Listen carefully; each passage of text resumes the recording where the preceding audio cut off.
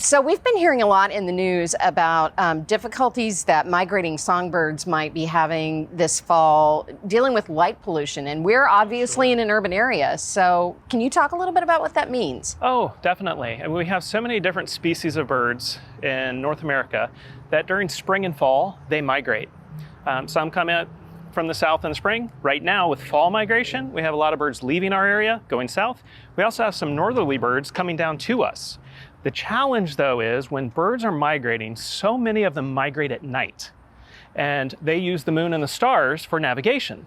Well, as they're passing by cities, they see a dome of light pollution, and all of these lights, it kind of confuses them, and so they are attracted to that. They come down, they investigate. Now they're in urban and suburban environments.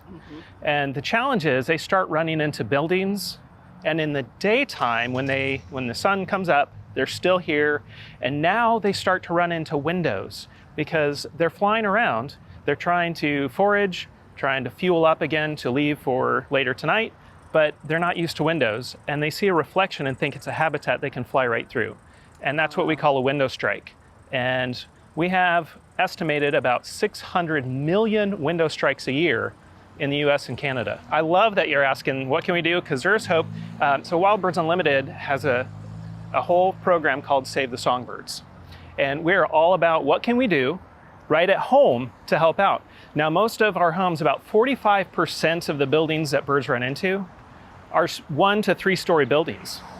And you think about, that's the size of our houses. Right. So you can treat your windows doing a couple of different things by hanging something in front of your windows, whether it's strings of a mylar ribbon or even paracord, about 4 inches apart. You could also purchase different kinds of appliques, like a film that goes on the windows that the birds see in the ultraviolet realm. So it's kind of like a beacon that says you can't go through here.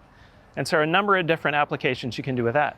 The other is, if you have bird feeders, make sure your bird feeders are within 3 feet of the window or farther than 10 feet away. Because if a bird comes off the feeder, they're spooked by something. If they're less than 3 feet away, no problem. If they're further than 10 feet away, it gives them time to recognize there's a danger before they hit it. You mentioned fuel. Do they need fuel right now? Oh yes, most definitely. Every bird during migration needs to fuel up. They could put on fat very quickly. So if they eat too many calories in a day that they would not burn off, then their body stores that as fat. And then while they're flying overnight, they can burn all that fat off. So you can feed the birds with all sorts of different kinds of foods, from seeds to suets and other kinds of foods, live mealworms. All of these are going to help those birds while they feed in the day, so that tonight when they leave, then it gives them that extra fuel. They can make that next hop, whether it's 50 miles or 200 miles, that they're going to try to travel tonight. Wonderful. Is there any benefit at all in individuals lessening their light at home? Most definitely. Anything we can do in our homes or in our communities, there's always a good scenario, have some security lights, but there are a whole lot more lights that we could still turn down and make it a lot easier to let the birds pass by safely. Those are all wonderful tips for helping our little feathered friends along their way. Yes. And then we can welcome them back again next year. Exactly. Wonderful. Brian, thank you so much.